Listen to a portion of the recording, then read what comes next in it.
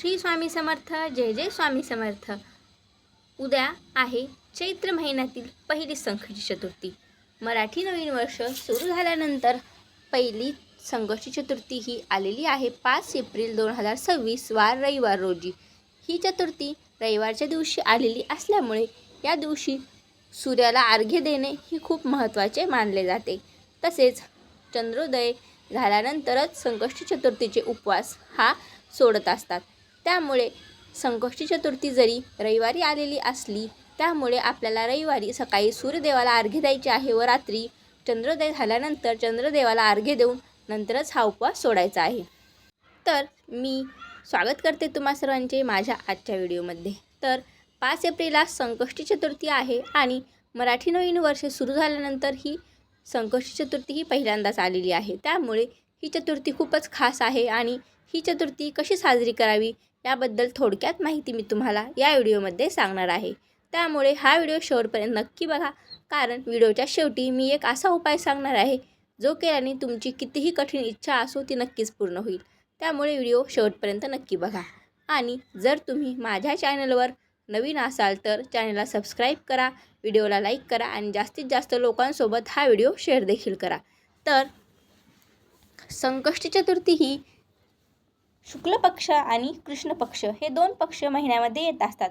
प्रत्येक 15 दिवसाला चतुर्थी ही येत असते. म्हणजेच विनायक चतुर्थी आणि संकष्टी चतुर्थी.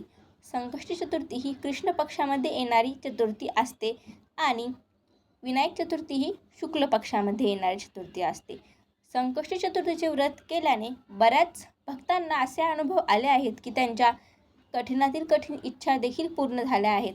गणपती बाप्पांनी त्यांचे सर्व विघ्न हे दूर केले आहेत. त्याचबरोबर गणपती बाप्पा हे बुद्धीचे दैवत आहेत. त्यामुळे तुमच्या मुलांच्या अभ्यासामध्ये काही अडथळे येत असतील तर तुम्ही नक्कीच संकष्टी चतुर्थीच्या दिवशी तुमच्या मुलांकडून ही एक सेवा करून घ्यावी.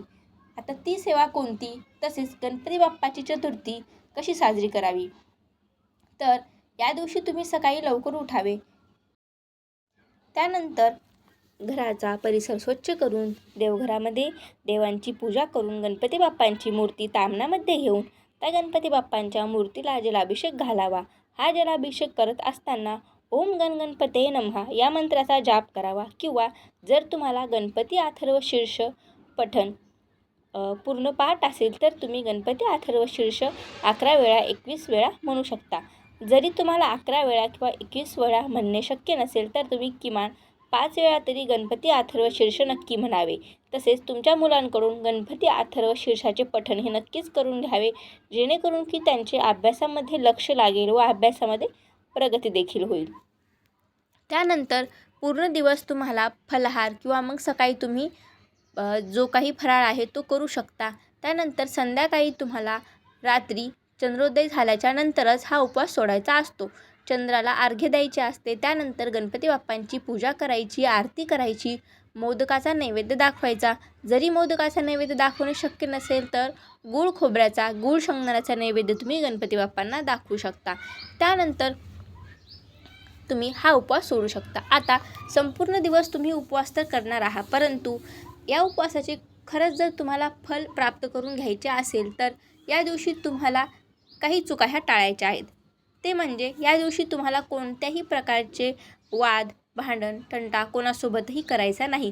कोणाबद्दलही मनामध्ये वाईट भावनाही आणायची नाही. कोणाविषयी वाईट विचार करायचे नाहीत. कोणालाही अपशब्द बोलायचे नाही. तुमच्यामुळे कोणाचे मन दुखवेल अशी वागणूक तुम्हाला या दिवशी करायची नाही, जेणेकरून की तुम्हाला या व्रताचे पूर्ण फळ मिळेल. तसेच रात्री तुम्हाला उपवास सोडत असताना सात्विक आहार घ्यायचा आहे. म्हणजेच कांदा लसूण वर्ज्य असलेला अन्नाचे सेवन तुम्हाला रात्री उपवास सोडायच्या वेळी करायचे आहे. तसेच तुम्हाला जर शक्य असेल तर संकष्टी चतुर्थीच्या दिवशी आवर्जून गणपती बाप्पांच्या मंदिरात जाऊन गणपतीचे दर्शन घ्यावे व 21 दुर्वाची जुडी गणपती बाप्पांना नक्की अर्पण करावी. ही 21 दुर्वांची जुडी अर्पण करत असताना ओम गण गणपते नमः किंवा मग गणपती अथर्व शीर्ष नंतर गणपती स्तोत्र यापैकी कोणत्याही एका स्तोत्राचा किंवा अथर्व शीर्षाचे पठण केले तरी चालेल. त्यानंतर गणपती बाप्पांना मनोमन प्रार्थना करावी. हे विघ्नहर्ता, माझ्या आयुष्यामध्ये असलेले सर्व विघ्न तू दूर करतच आहेस, परंतु मला तुझी साथ हवी आहे कायमस्वरूपी. जर तुम्ही अशी प्रार्थना मनापासून गणपती बाप्पांना केली तर नक्कीच गणपती बाप्पा तुमची साथ ही आयुष्यभर देतील. कोणत्याही संकटात तुम्ही कधीही एकटे नसणार. गणपती बाप्पा हे विघ्नहर्ता आहेत, त्यामुळे गणपती बाप्पा नक्कीच तुमचे विघ्न हरून तुमच्या आयुष्यात सर्व काही मंगलमय घडून आणतील. त्यामुळे जो कोणी इच्छुक आहे संकष्टी चतुर्थीचे व्रत करण्यासाठी, त्यांनी संकष्टी चतुर्थीचे हे व्रत नक्कीच करावे. परंतु ज्यांना हे व्रत करणे शक्य नाही, त्यांनीही गणपती बाप्पांच्या मंदिरात जाऊन गणपती बाप्पांना 21 दुर्वाची जुडी अर्पण करावी, मनोमन प्रार्थना करावी. वक्रतुंड महाकाय सूर्यकोटी समप्रभ हा मंत्र म्हणावा.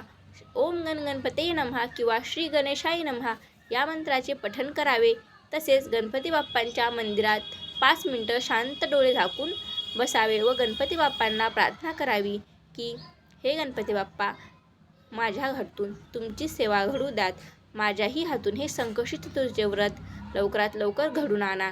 तसेच माझ्या आयुष्यामध्ये जे काही प्रश्न निर्माण झालेले आहेत त्यांचे उत्तर लवकरात लवकर मिळू देत.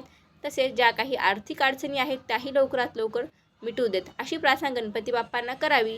21 दुर्वाची जुडी अर्पण करावी. पिवळे लाल फूल गणपती बाप्पांना अर्पण करावे व गूळ खोबऱ्याचा नैवेद्यही दाखवावा. असे केल्याने तुमच्या आयुष्यामध्ये असलेले आर्थिक प्रश्न सुटतील. तसेच तुमच्या आयुष्यामध्ये ज्या काही प्रश्न तुम्हाला पडलेले आहेत त्या सर्व प्रश्नांची उत्तरे गणपती बाप्पा देतील, तुमचे विघ्न दूर करतील. त्यामुळे पूर्ण विश्वासाने, श्रद्धेने आणि गणपती बाप्पांवर पूर्ण विश्वास ठेवून संकष्टी चतुर्थीच्या दिवशी व्रत नक्की करा. व्रत करणे शक्य नसेल तर गणपती बाप्पांच्या मंदिरात जाऊन दर्शन नक्कीच घ्या. तसेच गणपती बाप्पांना गूळ खोबऱ्याचा किंवा मोदकाचा नैवेद्य दाखवायला विसरू नका.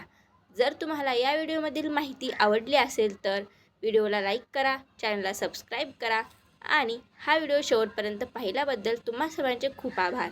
पुन्हा भेटू अशाच एका छानशा आणि माहितीपूर्ण व्हिडिओमध्ये. तोपर्यंत तुम्हा सर्वांना श्री स्वामी समर्थ. जय जय स्वामी समर्थ. ओम गण गणपते नमः.